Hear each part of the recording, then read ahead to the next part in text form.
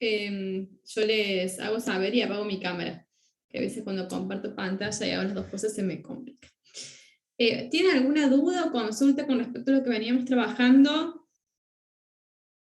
Profe, ¿cómo anda? Buenos días. Quiero Buenos realizar días. una consulta. ¿Esta clase puede ser que es la misma que se va a hacer a la tarde, en el turno tarde? ¿A las 4 de la tarde, el 5 de 2? Claro, según el cronograma, nosotros estamos teniendo como las mismas temáticas tratadas y trabajadas en las tres cátedras todas las semanas. Entonces, la clase de hoy, de la unidad 3, es la misma que yo voy a pasar a dar presencial a la tarde. Ah, listo, profe. Gracias. Profe, y una consulta con respecto a eso. El tema de asistencia, ¿al final tenemos que asistir a nuestro curso o podemos asistir a cualquiera de los tres? No, pueden asistir. Yo lo que ahora les voy a pasar va a ser un mini cuestionario de Google Form para que ustedes lo llenen, entonces a mí me es más fácil. Si no, yo siempre lo que hago al final de la clase es bajarme la lista de Excel, que si no logro pasárselos ahora, yo les bajo la lista de Excel y ahí por ahí tomo la asistencia, digamos, o sea, como que veo quiénes han estado presentes en el encuentro. Por eso me es muy importante que ustedes, yo ya les había dicho, que entren logueados con apellido, nombre y número de legajo y comisión, porque si no yo no los puedo identificar, tampoco voy a estar 10 horas tratando de ver dónde están, porque no les tomo la lista oral. Entonces, como a los chicos sí en los cursos les hago pasar la hoja, necesito que ustedes, o si no pueden loguearse acá mismo, o sea, no sé si se pueden realmente cambiar Creo que, profe, el lo puede nombre. habilitar usted a que nos cambiemos el nombre dentro de la sesión, si no vamos a tener que salir y volver atrás. Sí, a ver, déjame ver si puedo hacerlos de acá. Pero entonces, profe, no habría problema de cursar en cualquiera de las tres.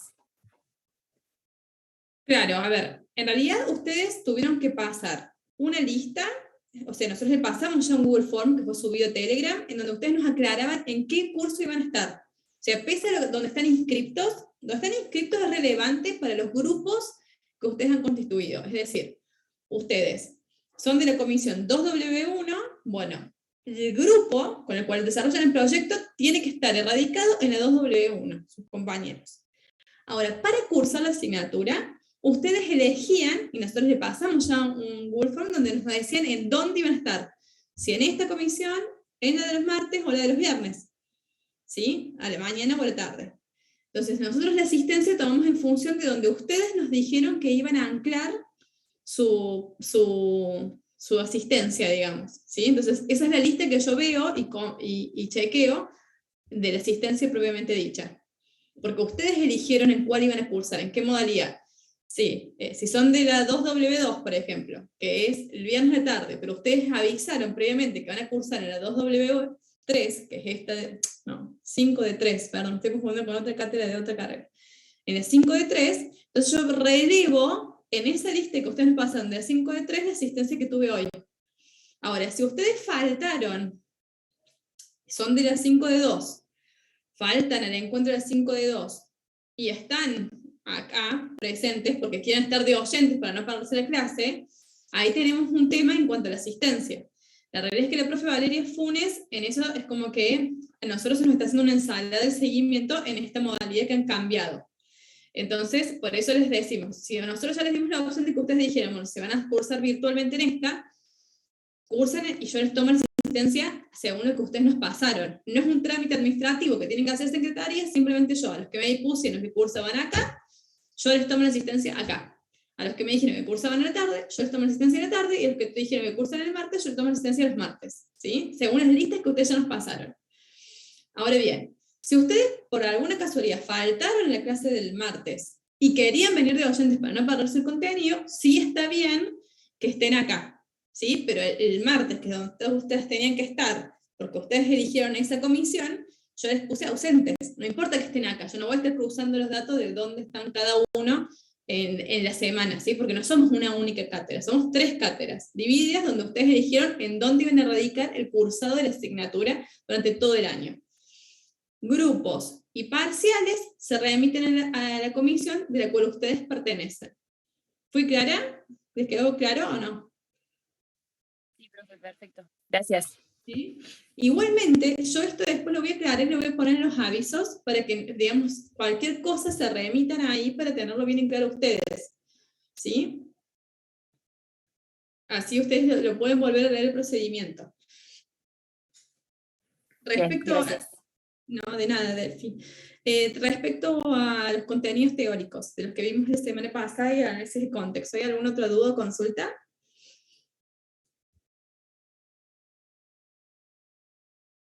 Bueno, y tema de grupos, nosotros ya estamos mandando los mails, les pedimos disculpas porque, bueno, en este hemos tenido que chequear no solamente los productos de las empresas que veníamos haciendo siempre, sino que aparte tenemos que cruzar porque había estudiantes que no eran de la comisión y se nos habían ido, había otros que nunca se mandaron el grupo y demás.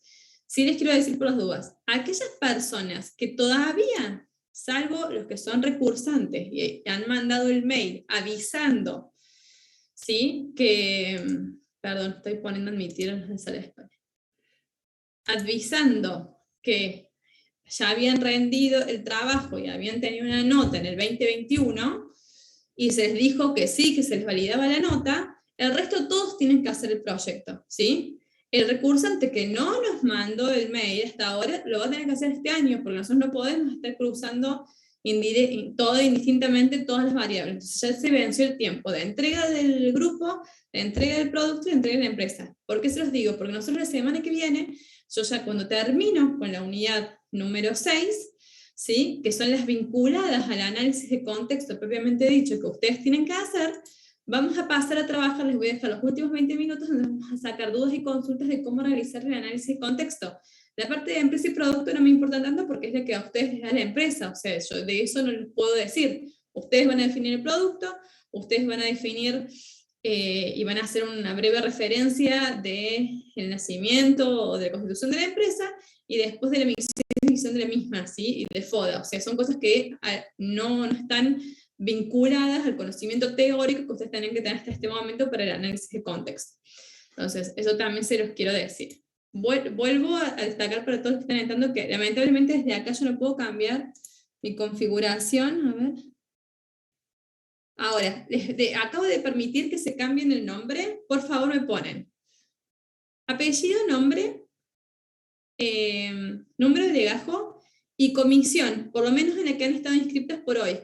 Ya después escribe el procedimiento y ya les vamos a decir de vuelta bien, y se lo vamos a dejar bien aclarado y explicitado cómo tiene que ser el tema de asistencia para que no se hagan líos, ¿sí? Ahí ya se pueden ustedes renombrar, lo voy a dejar abierto un ratito y ya después lo vuelvo a corregir, ¿sí? Y avísenles a los compañeros por el chat que por favor se vayan cambiando, porque el que no lo tienen claro yo tampoco lo voy a estar buscando por todas las listas a ver de dónde son.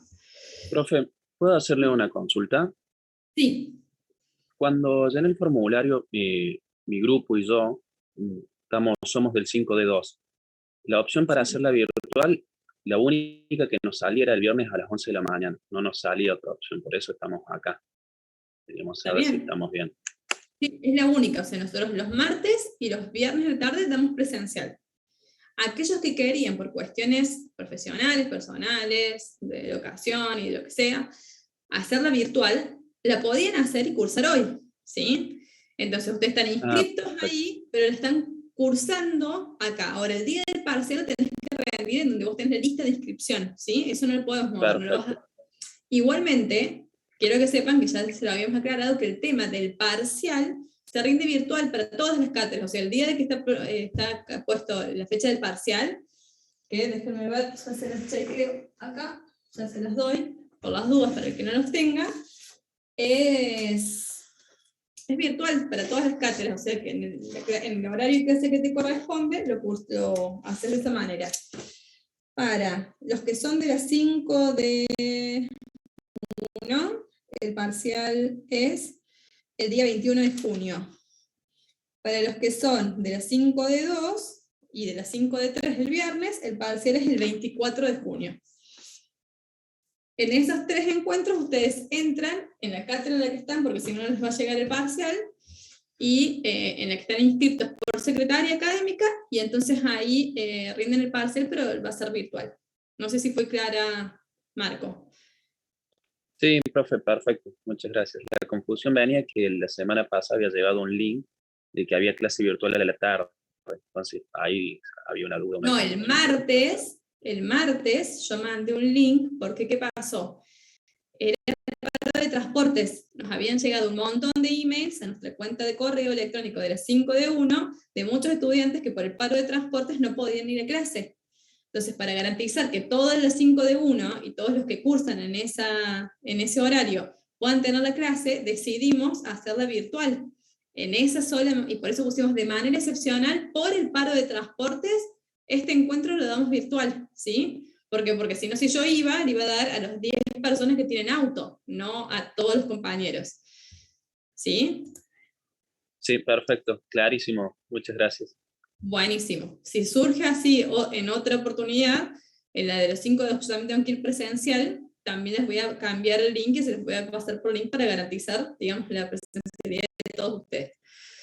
¿Alguna otra duda? Si no, ya comenzamos con la unidad número 3. Sí, profe, yo tengo otra duda. Yo soy de la tarde, pero cuando completé el formulario yo puse que lo iba a cursar, digamos, presencialmente. La cuestión que debido a finales, o sea que estoy rindiendo ahora, me queda más cómodo remoto. No, seguramente se va a hacer un lío con la asistencia y bueno, por eso que complete. Claro, yo puse que lo iba a hacer presencial y ahora lo estoy haciendo remoto, pero por otras condiciones. Claro, pero eso es lo que vuelvo a repetir, que vos para estar, es como si vos ahora estuvieras de oyente, pero yo la asistencia no puedo estar cruzando, todos los que me dijeron que van a estar presencial, yo los espero presencial en la clase, porque de hecho, si ahí son 30 y pico de personas que supuestamente van presenciales el viernes a tarde. La clase pasada y la clase anterior presencial hubo 7 alumnos. Entonces, imagínense, digamos, fue una clase particular, creo que Evelyn, yo hablé con vos, o sea, está perfecto que ustedes vengan a esta clase si no pueden asistir a la otra, el tema es que en la asistencia, propiamente dicho, nosotros la estamos poniendo donde ustedes dijeron que iban a cursar.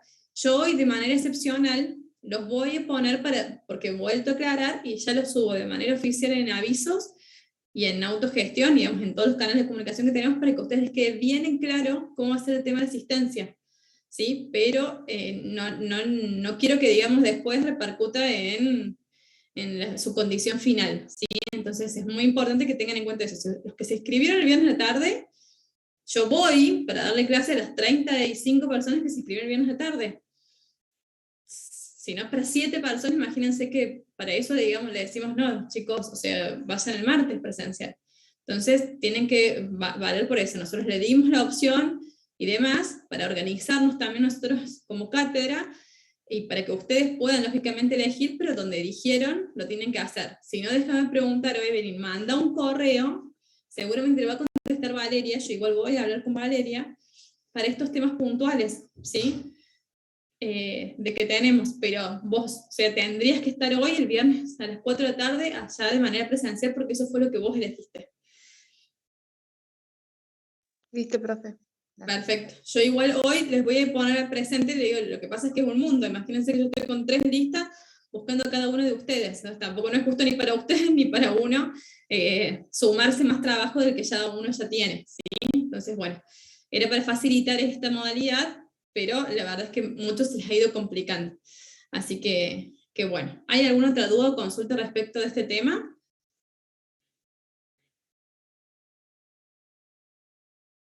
Buenísimo. Bueno, entonces damos comienzo.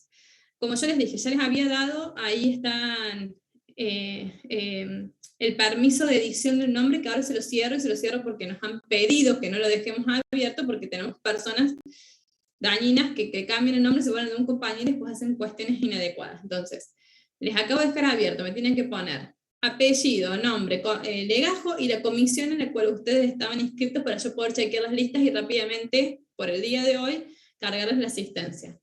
¿Sí? Ahora ya después cierro, el que lo hizo, y el que no. Como les dije, ya estamos cerrando todos los grupos. La semana que viene, después de que terminemos la última unidad referida al análisis de contexto, nosotros vamos a pasar a hacer un breve trabajo sobre esa parte. Hoy vamos a ver organizaciones internacionales y entornos internacionales. Si ustedes recuerdan, nosotros la semana pasada vimos la unidad de regionalismo.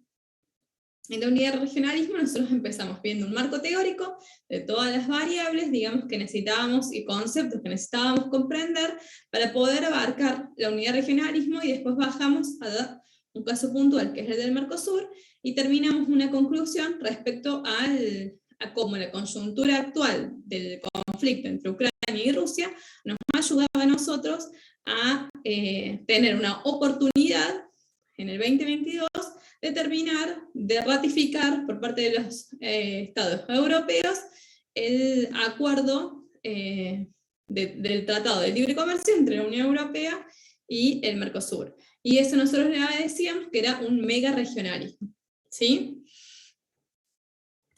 Ahora bien, nosotros tenemos que partir del análisis, como habíamos dicho en las primeras clases, y que también lo reiteró Specchia, nosotros partimos de una concepción de un Estado-nación que a través del origen y el inicio de estos Estados-nación se constituyen lo que son las relaciones internacionales, que quiere decir las relaciones entre los diferentes Estados-nación que están constituidos. Según en las Naciones Unidas, actualmente son 193 los Estados parte, ¿sí? Hay un par que están en adhesión y otros que no forman parte de la organización, o sea que se cree que dentro de la comunidad internacional de Estados existen alrededor de unos 205 países en total. Países que se tienen que poner de acuerdo, ¿sí? Para velar principalmente, ¿sí? Por su supervivencia y garantizar un orden internacional, que es esto que está acá, que decimos, el orden internacional de este entorno internacional. Bueno, ¿cómo se genera este orden? Porque nosotros no tenemos un gobierno, nosotros hablamos de gobernanza internacional, pero no de gobierno, porque nosotros no tenemos un poder legislativo, ejecutivo y judicial que nos dicen a nivel internacional, tipo una república internacional, lo que cada uno de los estados tiene que hacer o que no. Nosotros lo que tenemos son diferentes organizaciones internacionales y tratados que firmamos con los diferentes estados para ponernos de acuerdo sobre diferentes temáticas, ¿sí? Y que de alguna manera, una vez que son ratificados por los estados, tienen que ser aplicados o son vinculantes para los estados partes. Pero si alguien lo incumple, perdón, me atraganté, no es que va a ir, no sé, no hay una cárcel internacional, ¿sí? Hay determinadas sanciones que se pueden llegar a generar, barreras, y que eso lo podemos ver también en el caso del conflicto entre Ucrania y Rusia, las sanciones internacionales que el resto de la comunidad de estados le hace a Rusia, ¿sí? Por violar básicamente el acuerdo de paz y bueno, la no injerencia de potencias extranjeras en otros territorios. ¡Ay!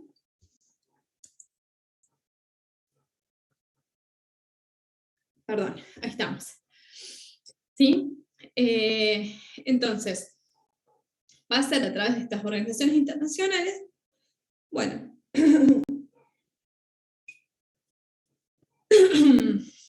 de estas organizaciones internacionales que se va a aplicar una gobernanza global. Básicamente, ¿cuál es el fundamento? Perdón, me atraganté. El de garantizar la supervivencia y de seguridad, ¿sí? Producto de los enfrentamientos bélicos que ha habido a lo largo de la historia de la humanidad entre los diferentes estados-nación, es que se genera una estructura, ¿sí? De instituciones internacionales que velan por la supervivencia y la seguridad de los estados.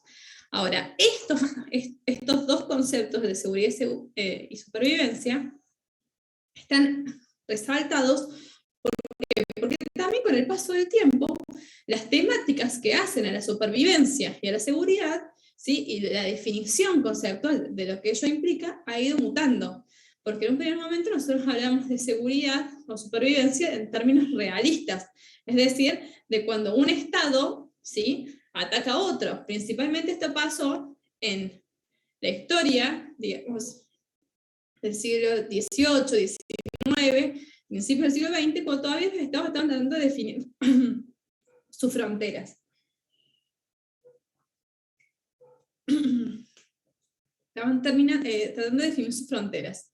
Entonces, por lo general, sí había muchísimas invasiones y guerras y conflictos armados. Ahora bien, si nosotros nos remontamos al siglo XXI, a la cuestión actual, vemos una mutación en los conceptos de supervivencia y seguridad. Porque si nos fijamos, bueno, en el año 2021 fue una cuestión principalmente sanitaria, ¿sí?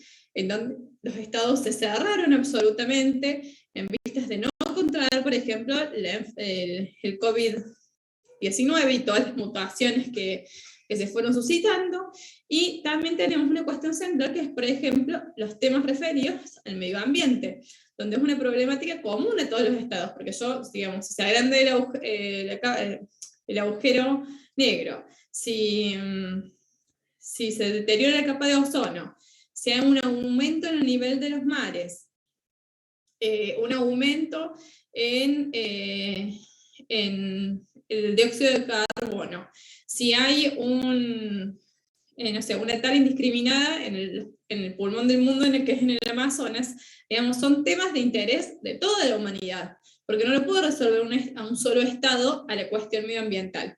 Entonces, van a ir viendo, ¿sí?, cómo van mutando los conceptos de supervivencia y seguridad, porque, por ejemplo, para un estado isleño, el aumento, ¿sí?, de la temperatura del planeta, y eso lleva a un aumento del nivel del mar, porque se produce un deterioro de la Antártida y el Ártico y de los hielos, entonces el agua se vuelca a los océanos, es una cuestión de primera, digamos, en su agenda es un tema de primera necesidad cubrir. ¿Por qué? Porque habla de la supervivencia de los estados, de ese estado isleño. O sea, que aumente el nivel del mar quiere decir que su territorio cada vez se hace más pequeño y que por lo tanto su población tiene que garantizar esa supervivencia.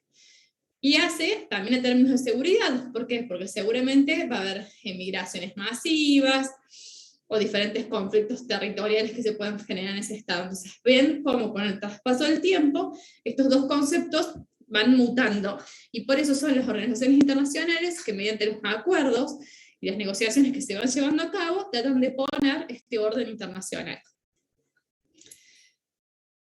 ¿A qué refiere entonces la gobernanza global? Porque dijimos que un gobierno no hay un solo ente que decida, no votamos a un solo representante, entonces no hay nadie que decide que pueda velar, ¿sí?, por diferentes valores que hacen a la supervivencia y la seguridad.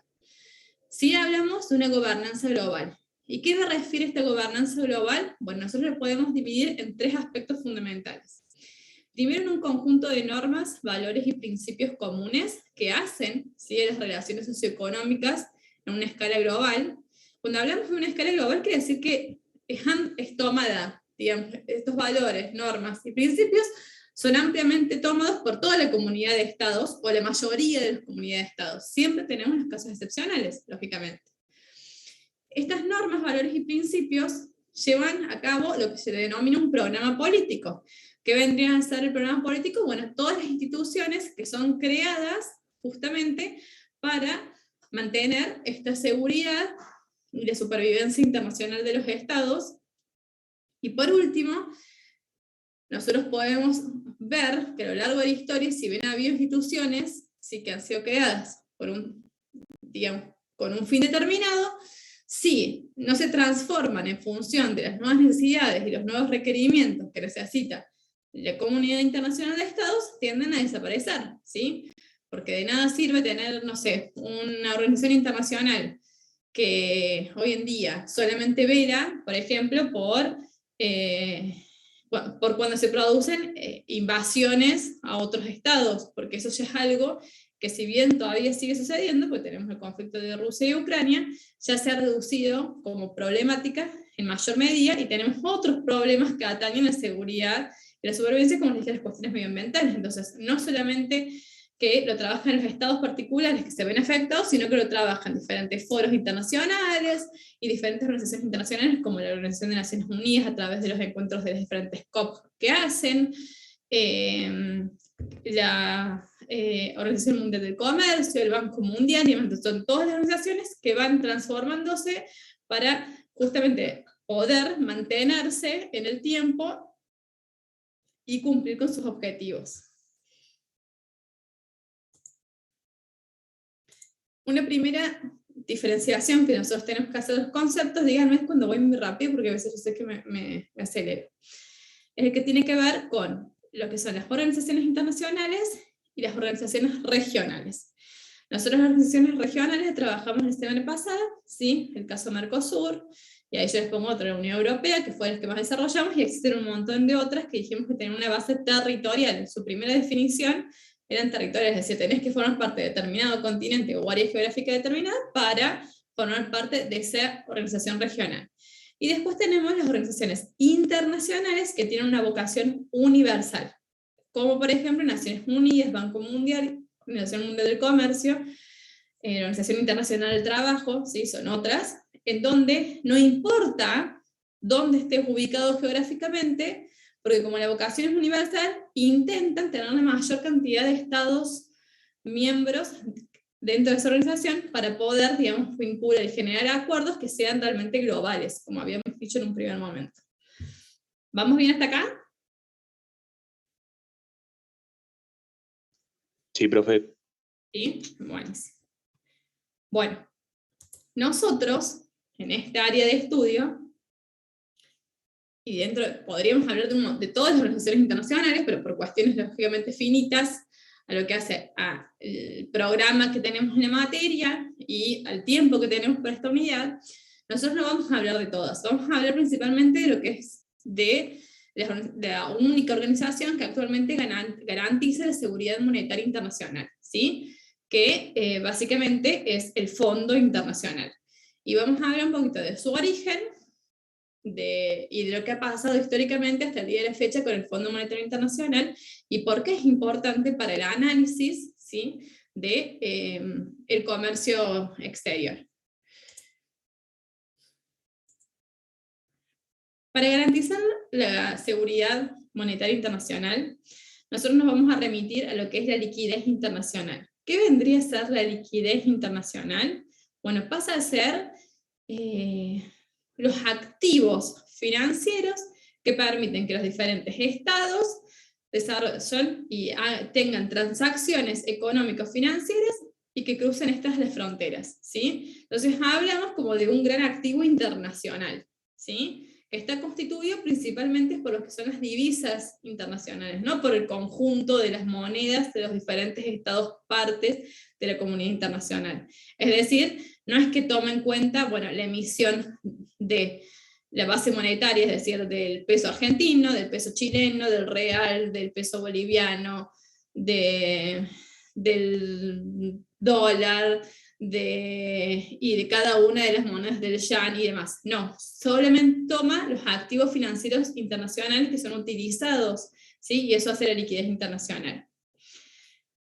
Esta oferta de liquidez, como yo les dije, se tiene que formar con estas reservas internacionales.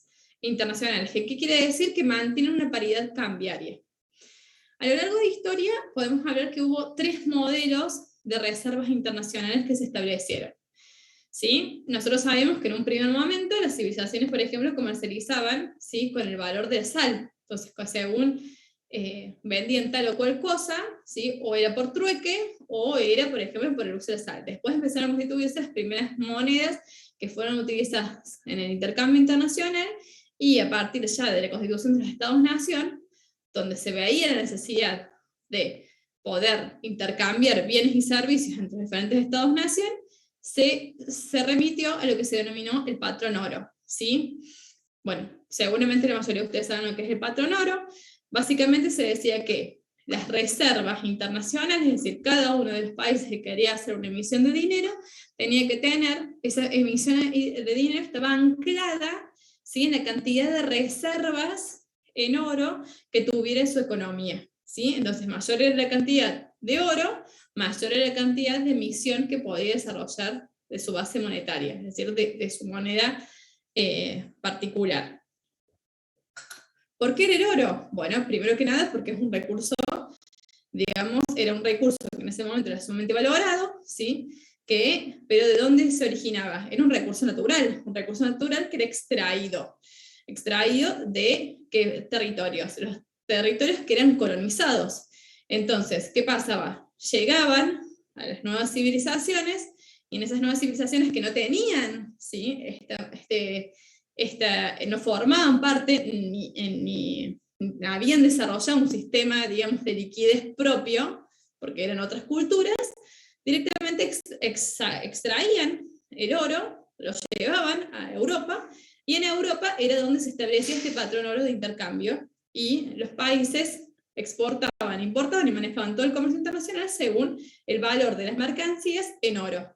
Entonces, una economía más fuerte era la que exportaba, y por eso les ingresaban mayor cantidad de oro, y así crecía la base monetaria de la moneda local que hayan utilizado para las transacciones nacionales. Como ustedes saben, el oro es un recurso finito, es decir, se agotó, hubo un momento de gran expansión por la cantidad de nuevos territorios que fueron colonizados, y porque se llevó a cabo la política de extractivismo, es decir, donde iban, sacaban el oro y lo llevaban directamente a Europa, pero bueno, después las minas se agotaron, entonces este recurso ya no era válido, en un concepto lógico liberal que establecía que todas las economías, es decir, de cada uno de los estados-nación que formaban parte del sistema internacional, tenía que tener una tendencia a un crecimiento, ¿sí? Al crecimiento, una tendencia positiva, ¿sí? Ahora bien, ¿cómo yo voy a tener una tendencia positiva y un crecimiento de una economía que necesita mayores exportaciones y menores importaciones para tener esa tendencia positiva, si el recurso que yo utilizo como base es escaso? Entonces, si no crece paralelamente a la expansión del comercio internacional, teníamos una brecha que se estaba produciendo entre el oro, entre la existencia del oro y el aumento de las transacciones internacionales. Entonces, ¿cómo suplíamos nosotros esa diferencia? Bueno, en 1945, tras el fin de la Segunda Guerra Mundial, con Estados Unidos como la potencia vencedora, básicamente, porque en realidad Europa, los países aliados no hubieran podido lograr ganar la guerra, ¿sí? Si no hubiera sido por el apoyo de Estados Unidos. Este convenio, digamos, este patrón oro, deja de ser el único, ¿sí? Y muta a lo que se llama el convenio del patrón oro dólar. ¿Por qué? Porque el dólar pasa a ser una moneda muy fuerte. ¿Por qué? Porque era propio del país vencedor de la Segunda Guerra Mundial, que era capaz de mantener y lograr la paz y el equilibrio internacional nuevamente en torno a lo que habíamos hablado de la supervivencia y seguridad de los estados. Entonces establece una paridad cambiaria de que una onza de dólar equivalía a 35 dólares. Entonces, ergo, cada país podía tener oro, o dólares en esta paridad. O sea, yo en vez de tener las onzas de oro iba teniendo, bueno, 35, 70 y asociadamente dólares, y eso también era válido para las reservas y por tanto para que los países pudieran emitir dinero y ampliar o reducir su base monetaria. Ahora bien, en 1961, por diferentes crisis que se van produciendo en el sistema internacional, paren que admito más gente, por la crisis del petróleo y demás, y por una gran crisis económica, ¿sí?, que se estaba produciendo en Estados Unidos, porque lógicamente la base monetaria de Estados Unidos, por la emisión que habían generado, era muchísimo más amplia, ¿sí?, de la que deberían tener. Entonces dijo, bueno, para nosotros poder justificar la base monetaria que tenemos, ¿sí?, que no solamente era de uso nacional, porque también era la divisa utilizada en términos internacionales, vamos a abandonar el patrón oro. Entonces nosotros vamos a decidir cuál va a ser la liquidez internacional, ¿sí?, que va a operar en el mundo según justamente lo que les estoy diciendo, las transacciones y el crecimiento que se iba produciendo en el comercio internacional. Entonces, en 1961 se elimina de manera total y por decisión unilateral lo que era el patrón oro, y pasa a estar todas las transacciones fijadas al valor del dólar, ¿sí? En el medio de este proceso, díganme si hay alguna pregunta, si alguien levantó la mano. En el medio de este proceso se desarrollan lo que son las instituciones del sistema de Bretton Woods. ¿Qué va a pasar en estas instituciones de Bretton Woods? Cuando nosotros estábamos durante la Segunda Guerra, o sea, primero, antes que nada, en el siglo XX nosotros sabemos que hubo, digamos, dos conflictos armados, bélicos. La Primera Guerra Mundial, ¿sí? Que concluye también gracias a Estados Unidos. Estados Unidos propone, el presidente de ese momento, que era Woodrow Wilson, propone lo que son los 14 puntos. Estos 14 puntos hacen alusión, digamos, a una concepción de orden internacional, según estos valores, principios e instituciones y programa político que se debería generar para lograr la paz y seguridad internacionales. Ahora bien, se forma la sociedad. Entre uno de los 14 puntos se mencionaba el hecho de formar, ¿sí?, una sociedad de naciones. De hecho, se forma en 1919, se forma la sociedad de naciones, pero a pesar de que Estados Unidos había sido el promotor de esta idea, de esta institución internacional, el Parlamento no apoya a Woodrow Wilson a formar parte de la misma, ¿sí? Entonces, eso suscita que si bien se ha tenido algunos momentos de success, después termina siendo un fracaso. ¿Por qué? Porque se produce la Segunda Guerra Mundial. Entonces, básicamente, el objetivo principal de promover la paz y seguridad internacionales no lo cumple la Sociedad de Naciones, porque en 1969 se da inicio a la Segunda Guerra Mundial. Con esta experiencia de lo que pasaba principalmente en los conflictos inherentes a Europa, y a todos los que fueron sistemas fascistas y autoritarios de ese momento, empieza la Segunda Guerra Mundial, que tampoco hubiera podido, digamos, los países aliados ganarla si no era por la intervención de Estados Unidos en el conflicto, ¿sí?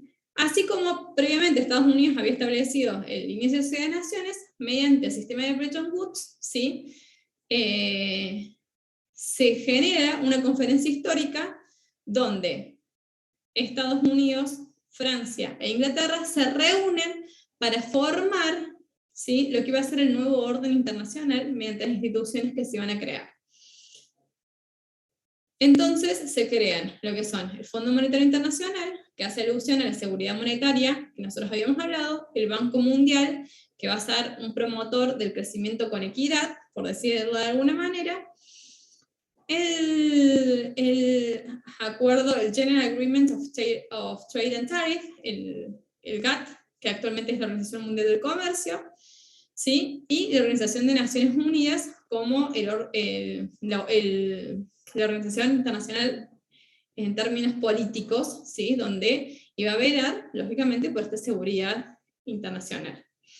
Pero en un principio la Sociedad de Naciones no velaba por estas cuestiones inherentes a los temas económicos, sino que solamente era por temas políticos y de política exterior, es decir, del vínculo que había entre los diferentes Estados-nación. En cambio ya en Bretton Woods se dice, no, para que haya un orden político tiene que haber por detrás un orden económico, y nosotros vamos a establecer cómo es ese orden económico, ¿sí?, a través de qué instituciones, de las que les acabo de mencionar, de estas tres. Como nosotros, por cuestiones de tiempo, no vamos a poder ver todas, nos vamos a focalizar, como ya le había dicho, en el Fondo Monetario Internacional, y vamos a retomar un poquito de lo que es la Organización Mundial del Comercio en la clase que viene, cuando veamos organizaciones internacionales y comercio internacional y medio ambiente. ¿Sí? ¿Alguna duda o consulta? Voy a tomar un poquitito de agua.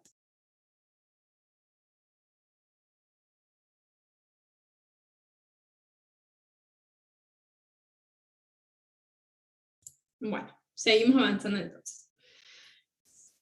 ¿Cuáles son los objetivos? Yo a las 2:30 les prometo que ya los corto, y cualquier cosa que los vamos a seguir viendo porque son temas que están todos vinculados a la clase que viene, donde hacemos ya el cierre de las unidades que hacen al análisis de contexto, ¿sí? Así que no se preocupen, les pido que me presten atención hasta las 2:30 y ya después nos desvinculamos. ¿Cuáles van a ser los objetivos con los cuales nace la institución del Fondo Monetario Internacional? Fíjense que se va a centrar en tres objetivos. El primero es buscar la estabilidad de los tipos de cambio, ya vamos a ir adentrándonos en cada uno de ellos. El segundo es reconciliar los ajustes de los desequilibrios de pagos de los países con su autonomía nacional en la política macroeconómica. Y el tercero va a ser ayudar a conservar el comercio y los pagos relativamente libres en la economía. Ahora va a ser explicar cada uno de estos objetivos, lo vamos a ver en detalle, lo vamos a ver ya con mezclados de un poquito de historia para comprenderlos. ustedes se acuerdan que nosotros en un momento habíamos hablado, cuando nos presentamos en la materia, de lo que eran las ideologías, ¿sí? Nosotros habíamos dicho, el profe había hecho mucha alusión, el profe Espequia, cuando hecho aparte toda la presentación del conflicto entre Rusia y Ucrania, y el resto de la comunidad internacional, habló fundamentalmente del concepto clave, que es el de las ideologías. ¿Qué vendrían a ser las ideologías? Son, digamos, aquellos valores y principios que subyacen una posición, ¿sí? Y por ende, las políticas económicas, las políticas que sean macroeconómicas, de índole social y demás, de los determinados estados-nación, ¿sí?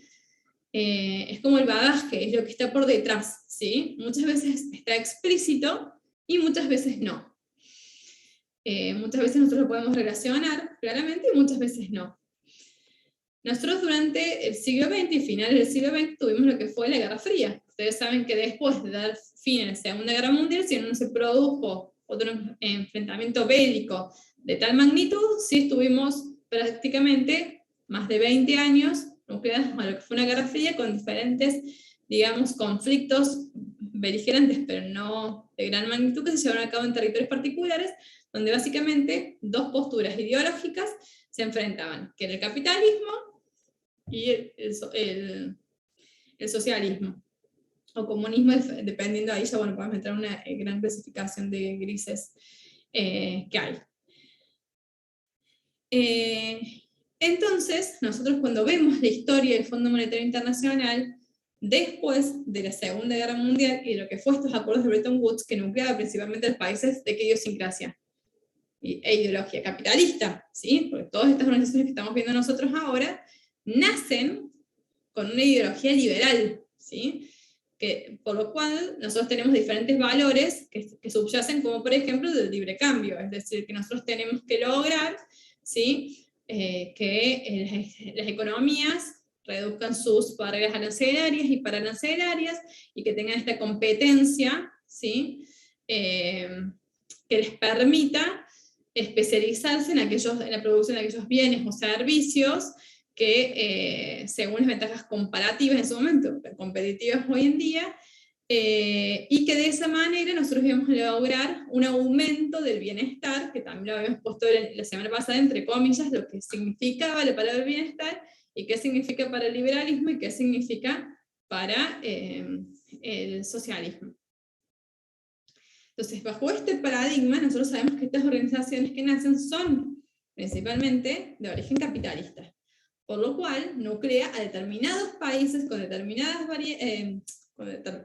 países con una ideología y un proyecto político-económico común, pero que aparte, ¿sí?, en la División Internacional del Trabajo hace que estos países sean mayormente, ¿sí?, países industrializados y no países en vías de desarrollo, ¿sí?, como somos nosotros.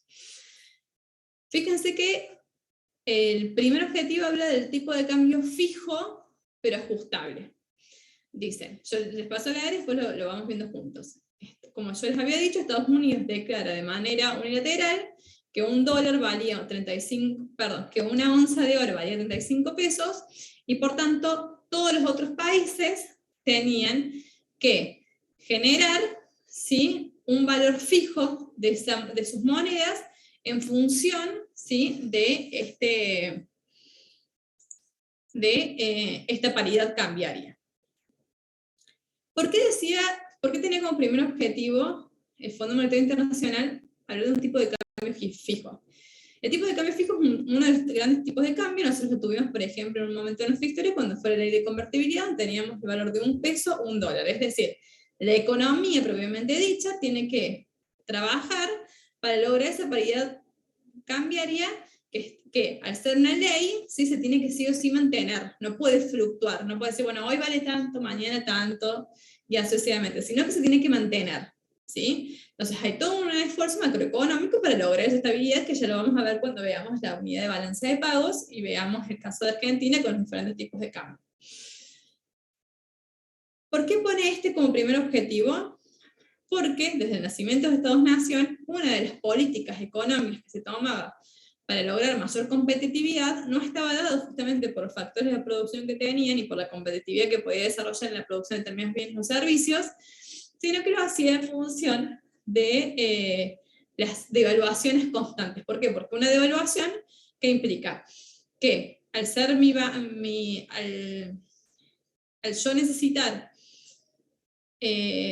o sea, al bajar el valor de mi moneda nacional por sobre la moneda con la que yo estoy haciendo el dólar, por ejemplo, los productos o servicios que yo exporto pasan a ser más baratos, ¿sí? Entonces, como son más baratos que los que establece el precio internacional o los de mis competidores, todos los países iban generando diferentes devaluaciones para hacer que sus bienes sean más baratos,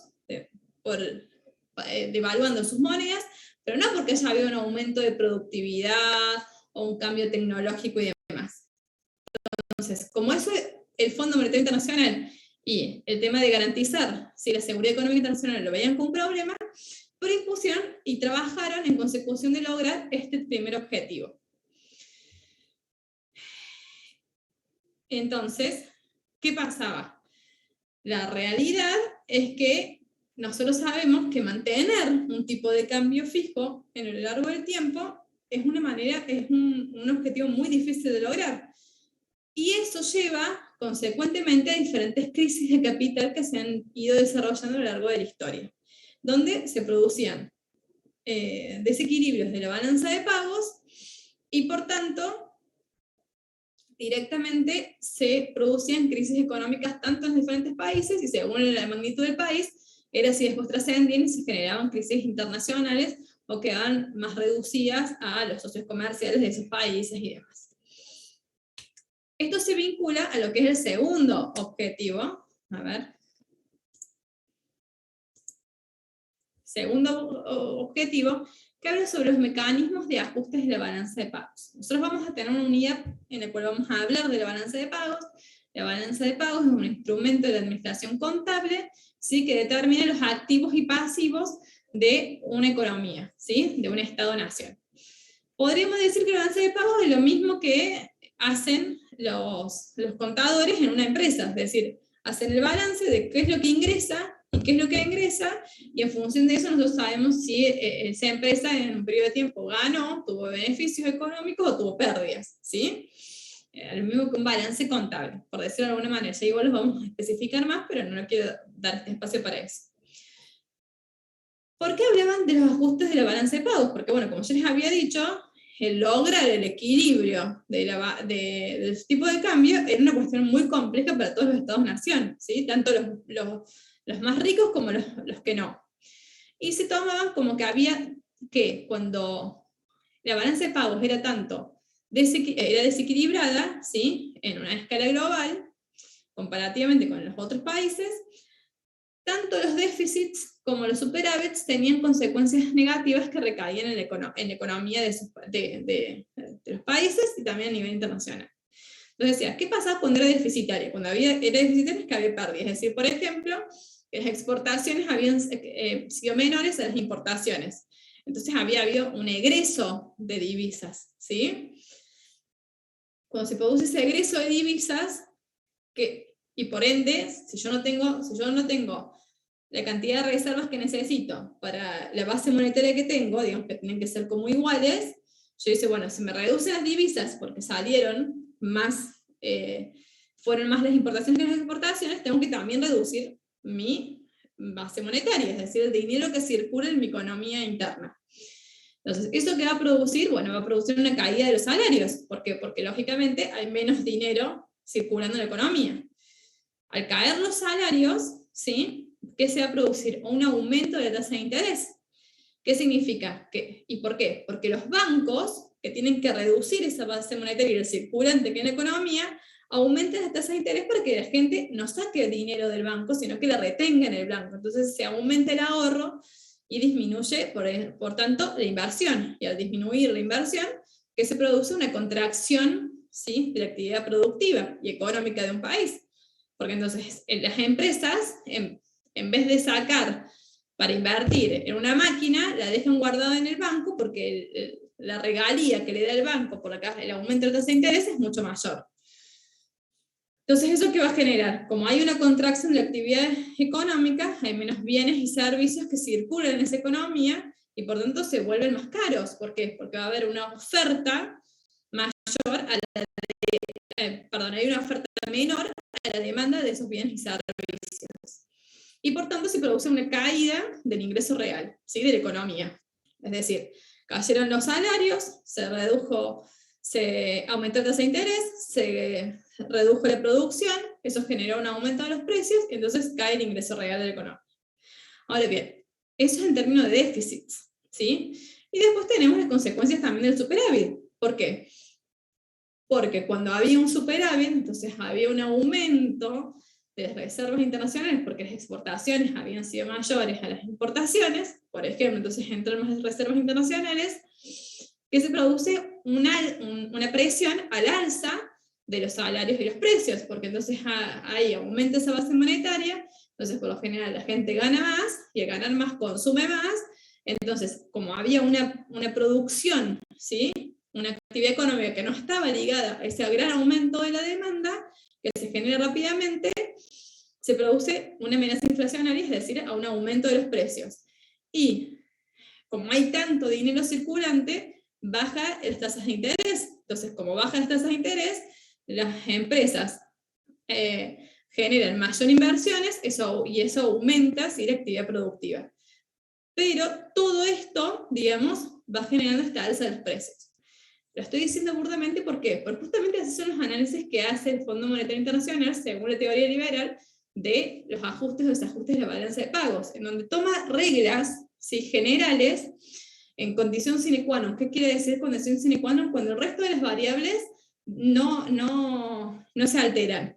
Y la realidad es que nosotros tenemos un montón de otras variables que se alteran más allá de las cuestiones macroeconómicas, que es la que estamos viendo ahora, del valor de tasa de interés, de la contracción o expansión de la actividad económica, del aumento o disminución de los precios y demás. ¿Por qué? Porque hay valores idiosincráticos que hacen una cultura de determinado país en donde se consume de tal o cual manera, donde también nosotros sabemos que, por ejemplo, hay problemas estructurales en determinados países que hacen a la condición de empleabilidad, que hacen al nivel de pobreza o indigencia, a la cultura de trabajo, a la diversificación que hay en términos del trabajo. Entonces, todas esas variables que no son analizadas inciden muchísimo, ¿sí?, en los resultados de la balanza de pagos. Porque, por ejemplo, nosotros somos un país que históricamente, ¿sí?, ha tenido un gasto público, es decir, una política fiscal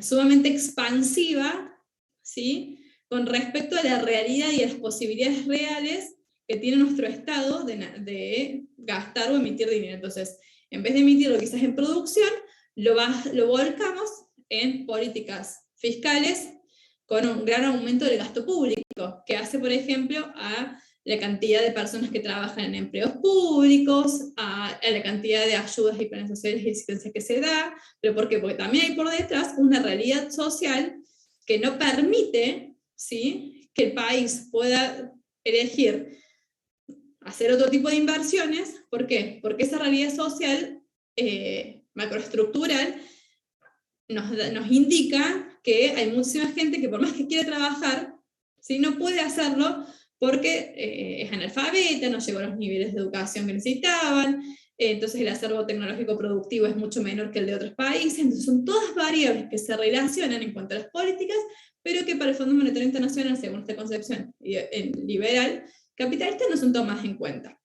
Entonces son recetas simples para todas las economías, como si todos los países fueran iguales.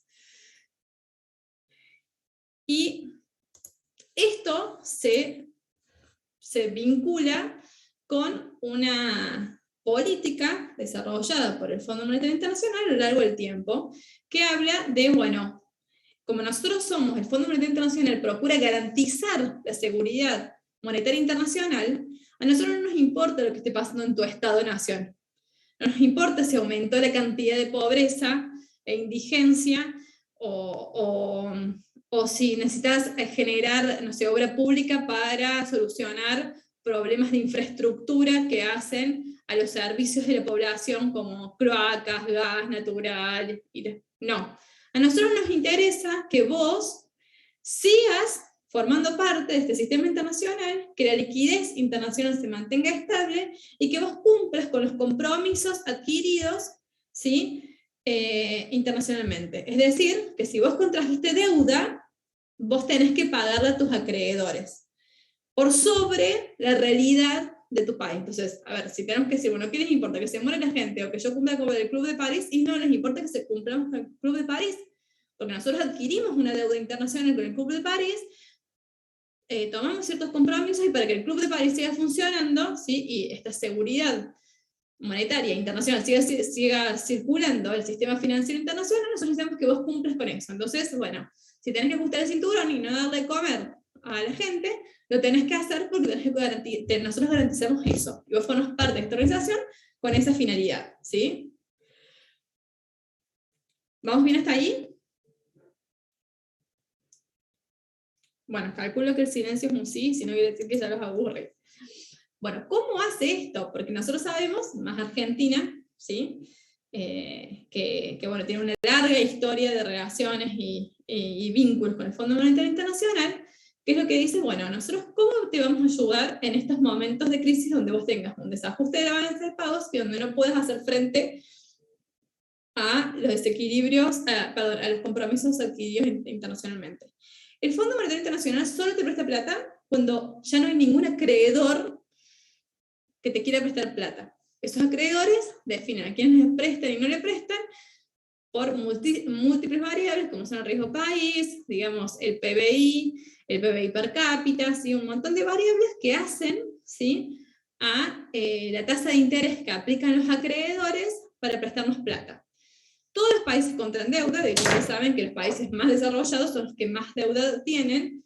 ¿Por qué? Porque forman parte de este sistema financiero, sí, que es como una bicicleta, que nosotros le decimos. El sistema financiero es una bicicleta que va traccionando y va empujando las economías a crecer.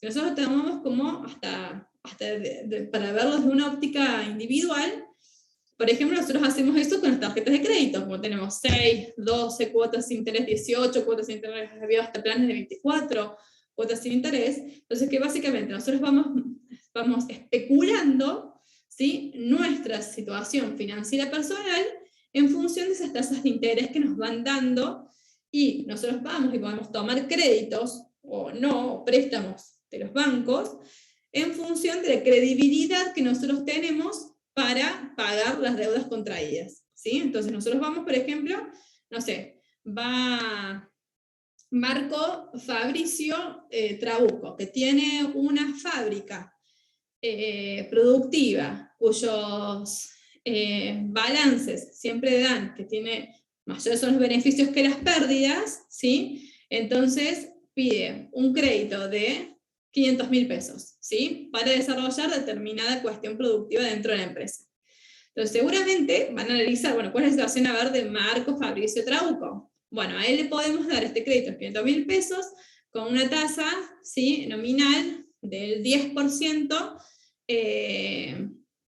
y que se va a ir ajustando o no, ¿sí? Durante tanto tiempo en un plazo de 2 años. Ahora, va Felipe Pedrao, que no tiene trabajo, está buscando hacer un emprendimiento personal, donde no tiene un recibo de sueldo, donde no tiene ninguna propiedad a su nombre, pedir el mismo crédito por el mismo dinero, y seguramente que la tasa de interés va a ser mucho más alta. ¿Por qué? Porque la confianza que el banco tiene que depositar en prestarle plata a una persona que no tiene nada para garantizar el pago de la deuda es mucho más alta que la de otros, que la de Marco. Entonces, de la misma manera que uno va a pedir plata y los bancos deciden cuáles son las condiciones, pasa lo mismo en el sistema internacional. Argentina no tiene credibilidad en el sistema internacional, no hay confianza, porque el sistema financiero propiamente dicho funciona por una variable tan simple, pero tan, digamos, no me sale la palabra, como decir, invisible, como es el tema de la confianza que yo tengo en que vos me vas a pagar o no me vas a pagar. Entonces, como nosotros ya nos formamos parte del sistema financiero internacional, porque nadie nos quiere prestar plata, es cuando ahí el Fondo Monetario Internacional te presta plata, pero no para acomodar tu sistema macroeconómico interno, ¿sí? De política fiscal y económica, sino para garantizar el pago de tus compromisos externos, ¿sí? Entonces, decimos, yo te presto plata, pero vos me vas a decir a mí cómo vas a pagarle a los acreedores. Entonces, se pasan lo que son las recetas, ¿sí? Ellos te dan una cierta lista de diferentes acciones que vos tenés que desarrollar para garantizar el cumplimiento de ese pago con los acreedores internacionales que vos tenés. ¿Esto cómo se hace? Esto se hace a través de lo que se denominan 5 tramos. Es decir, el Fondo Monetario Internacional te puede prestar hasta el 125% del valor de la cuota. Los estados participan en el Fondo Monetario Internacional según una cuota anual, ¿sí?, que pagan al Fondo Monetario Internacional. Esta cuota está, digamos, es una cantidad de dinero que la Organización Internacional te dice que vos tenés que pagar en función de tu ingreso nacional y el tamaño de tu sector comercial externo, ¿sí? De lo que vos exportas por sobre lo que importas. Esa cuota hace también el poder que vos tenés dentro de la organización para decidir tal o cual cosa, o para proponer, o para lo que sea. ¿Sí? Entonces aquellos países que tienen mayor cantidad de cuotas tienen una mayor participación, como son las acciones en una empresa o una sociedad anónima, y los países que tienen menos cantidad de cuotas directamente están a disposición de lo que esa organización, o en el caso de una empresa, esa empresa disponga, ¿sí? Entonces, como les dije, puede pedir 5 tramos del 25%, ¿sí? Cada uno de esos tramos. Mientras menos cantidad sea los tramos que yo tenga, menor es la injerencia del Fondo Monetario Internacional para con el Estado para decidir o participar en las decisiones que toma sobre cuáles van a ser las políticas que van a tomar para resolver su cuestión de compromisos externos. Entonces, yo pedí un tramo de cuota, no pasa nada. Yo pedí 2, no pasa nada. Ahora, mientras mayores van a ser los condicionantes que el Fondo Monetario nos va a requerir a nosotros. Y es muy importante saber que el Fondo Monetario Internacional en realidad no cobra intereses, ¿sí? No cobra intereses, entonces es por eso que en realidad no presta dinero, salvo a aquellas economías que no cuenten más con el financiamiento externo, ¿sí? Que no forman más parte del sistema internacional, porque ellos no cobran, sino que tienen, digamos, un pequeño servicio que va haciendo al asesoramiento, a los gastos que hacen de traslado de los diferentes asesores y demás. Ahora bien, ¿cuáles son los problemas que según el Fondo Monetario Internacional han planteado en sus objetivos que se van viendo recurrentemente? Bueno, como yo les decía en primer momento, la premisa liberal, que después se cambia al neoliberalismo, que nosotros habíamos visto que había dado inicio al proceso de integración, ¿sí? Considera que nosotros tenemos que tener un gran crecimiento de las economías nacionales. Ahora bien, este crecimiento de las economías nacionales, ¿cómo se produce? Como ya les había dicho, por un aumento, ¿sí?, de la balanza comercial, es decir, una balanza comercial superavitaria por una deficitaria, por sobre una deficitaria.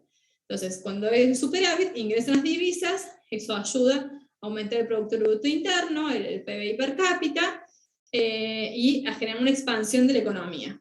¿Sí? Ahora bien, nosotros vimos que esto es contradictorio a lo que quiere el Fondo Monetario Internacional, su primer objetivo. ¿Por qué? Porque quiere una balanza de pagos equilibrada. Entonces, ¿cómo hacemos nosotros para lograr ambas cosas? O sea, que crezca la economía, pero que la balanza de pagos sea equilibrada. Bueno, esto son las contradicciones del sistema capitalista.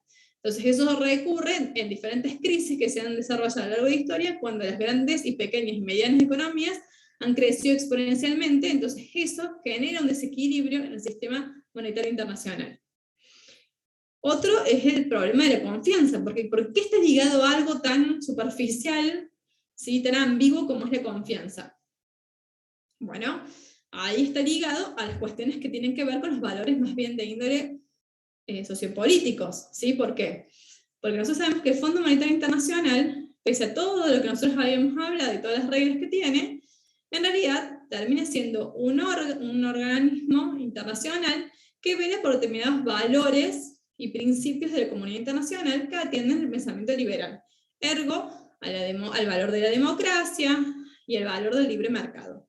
Entonces, en todo lo que fue la Guerra Fría, a finales del siglo XX, ¿sí? Donde se enfrentaban los gobiernos socialistas y los gobiernos, el socialismo y el capitalismo, el Fondo Monetario Internacional pasa a ser un instrumento del capitalismo, ¿sí? Para solventar aquellas economías que se podían ver perjudicadas, ¿sí? Y que podían cambiar, ¿sí? A regímenes socialistas. Entonces, no solamente en Argentina, sino en el resto de América Latina y el resto del mundo, ¿sí? El Fondo Monetario Internacional, con sus políticas, ayudaba, ¿sí? y daba créditos a regímenes completamente autoritarios, ¿sí? ¿Pero por qué? Porque velaban que esos regímenes autoritarios pudieran mantener el orden interno y que esos países no se volcaran a ser socialistas, ¿sí? Entonces, por ejemplo, el gran endeudamiento que nosotros tenemos como país con el Fondo Monetario Internacional, primero empezamos a formar parte del Fondo Monetario Internacional en 1956 con el régimen de Aramburu, un régimen fascista. No, fascista no, perdón, bueno, sí, totalitario, ¿sí? Una dictadura de facto. Y el gran endeudamiento que tiene Argentina en este primer momento con el Fondo Monetario Internacional es durante los gobiernos dictatoriales, que, como les vengo a decir, en realidad garantizaban que el socialismo o los grupos insurgentes que nosotros tuvimos, básicamente a partir de 1976, el enfrentamiento que tuvimos entre los diferentes grupos insurgentes y el gobierno de facto, ganaron los gobiernos de facto. Ahora, ese gran endeudamiento, una vez que se fueron los gobiernos de facto, que digamos la población lo eligió, se mantuvo. Nosotros teníamos que pagar esa deuda que habíamos contraído, ¿sí?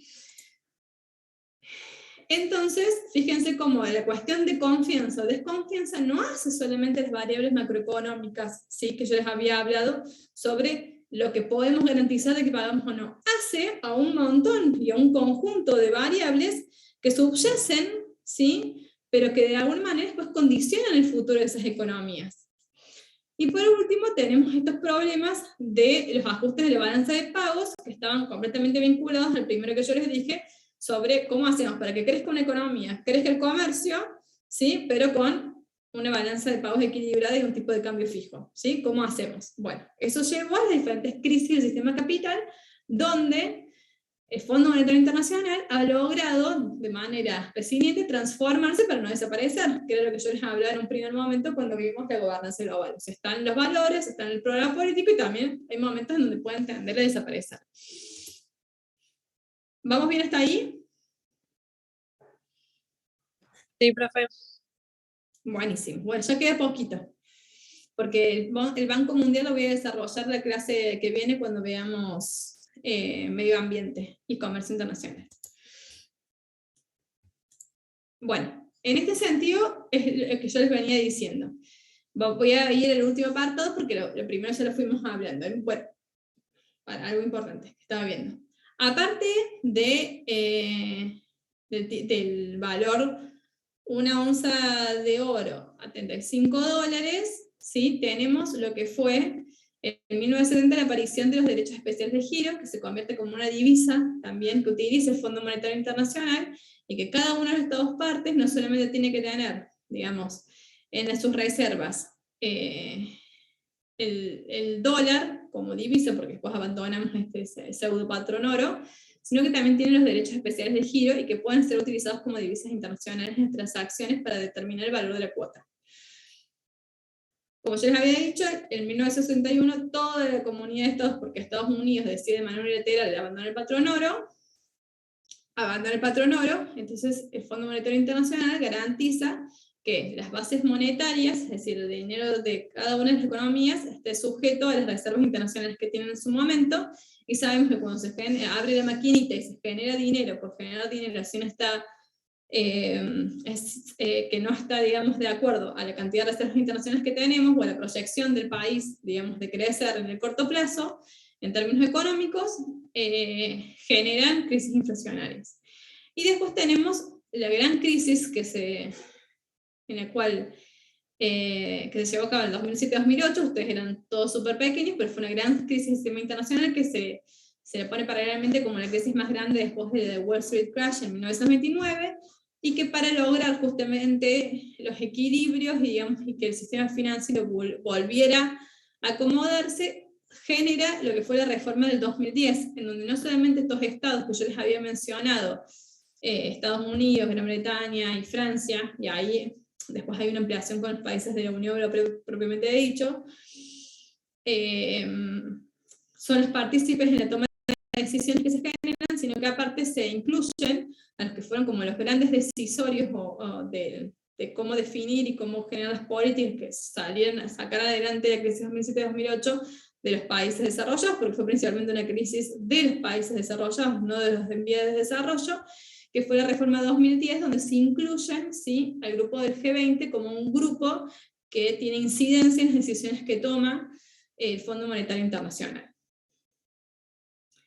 Y por último concluyo con lo que significa la votación del Fondo Monetario Internacional. ¿Quiénes son los rule makers? Bueno, los rule makers son aquellos países cuya posición relativa por el nivel de cuotas que tienen es mayor.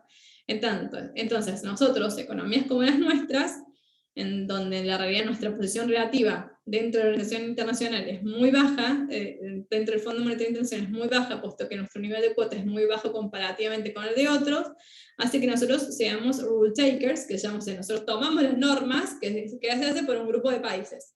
Nosotros no podemos decidir ni tener injerencia, entonces muchas veces esas normas o esas regulaciones que se toman no realmente condicen con la realidad de estados como los nuestros, y por eso es que se generan estos procesos de integración y estos acuerdos entre países con características similares, ¿sí?, para actuar, ¿sí?, y aumentar su poder de negociación a escala internacional, ¿sí?, principalmente.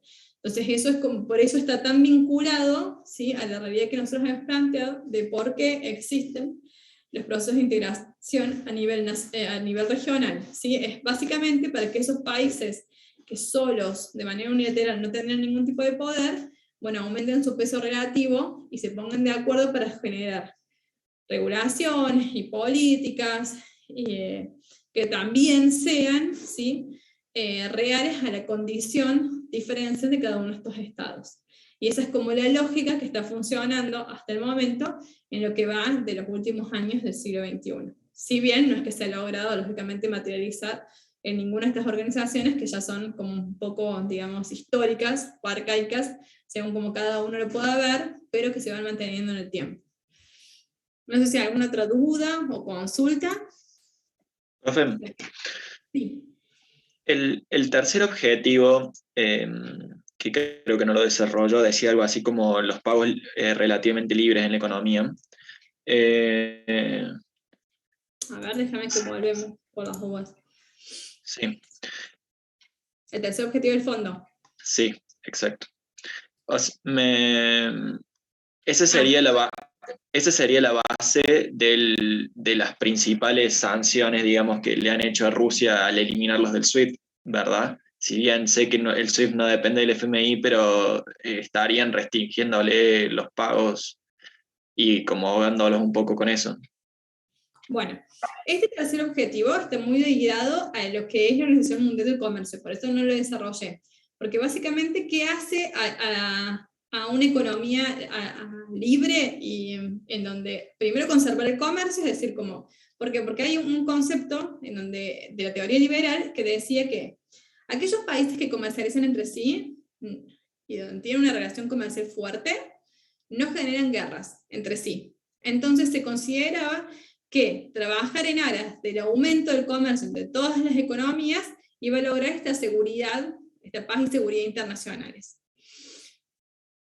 Por eso es que se tiene como este tercer objetivo que lo vamos a determinar a desarrollar la clase que viene. Ahora bien, con respecto a lo que vos decís sobre las sanciones económicas, yo les dije, nosotros al no haber un gobierno, ¿sí?, la justicia propiamente dicha de todas las normas y regulaciones que nosotros firmamos en los diferentes tratados y acuerdos internacionales con el resto de los países miembros, no existe un poder de policía que realmente pueda regular el cumplimiento o no de esos acuerdos.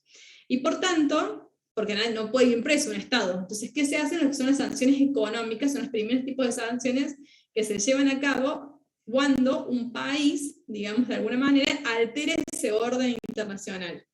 Entonces, lo que vos estás hablando son de las sanciones económicas que se han producido a Rusia, digamos, como castigo a la intervención que ha generado en Ucrania y a su aspiración a seguir ampliando, ¿sí?, su base territorial en lo que Rusia considera que son los territorios que hacen a la gran Rusia continental, porque eso se los dio bien el profe en el análisis de contexto que presentó, pero en realidad nosotros en geopolítica hablamos de lo que es el mainland y el rimland, ¿sí? Entonces, históricamente había una creencia geopolítica que decía que aquellos que dominen el mainland, que es básicamente el territorio de Rusia, y el rimland, lo que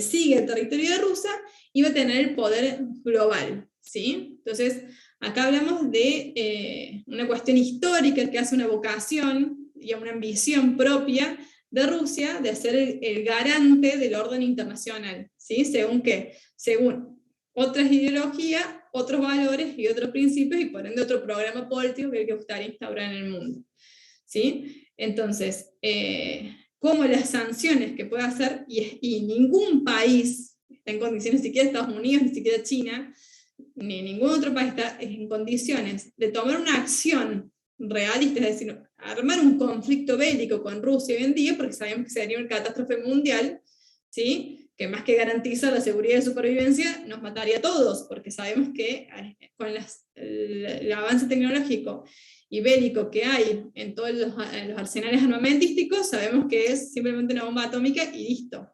Entonces toman diferentes medidas que se llaman, digamos, que son de poder blando, ¿sí?, como son las sanciones económicas. Esa es la primera.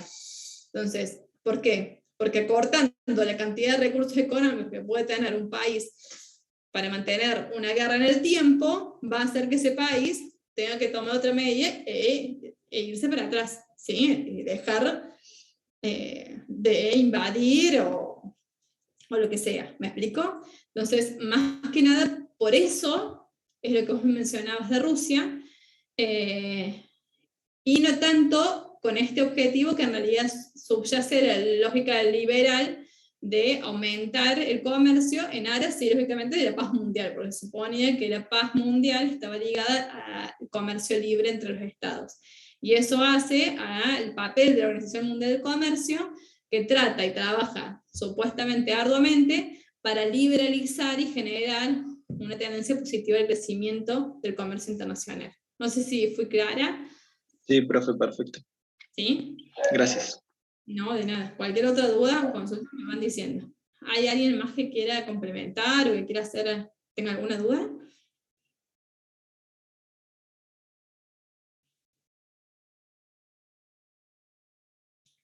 Bueno, entonces nos despedimos para la clase que viene, que nos volvemos a encontrar acá. Va a ser el mismo ID, yo siempre se los voy a ir compartiendo por Telegram, pero siempre se va a mantener el mismo ID. Así que bueno, buenas tardes ya a todos, espero que empiecen su lindo fin de semana ahora, y bueno, nos vemos en la clase que viene. Gracias, profe, igualmente. Eh, Profe.